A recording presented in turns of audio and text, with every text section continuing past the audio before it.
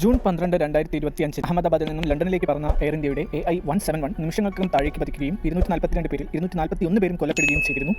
VTANB രജിസ്ട്രേഷനിലുള്ള 787 എയർക്രാഫ്റ്റാണ് അപകടത്തിൽപ്പെട്ടത്. എന്തുകൊണ്ടായിരിക്കാം ഇത് സംഭവിച്ചത്?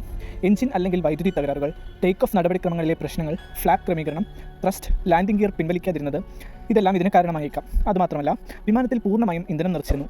ഇത് തീവ്രമായ അപകടത്തിന് കാരണമായി. ബ്ലാക്ക് ബോക്സുകൾ കണ്ടെടുത്തു. US NTSBയുടെ, അതായത് United States national transport safety ബോർഡിൻ്റെ സഹായത്തോടെ ഡൽഹിയിൽ വിശകലനം നടന്നുകൊണ്ടിരിക്കുകയാണ്.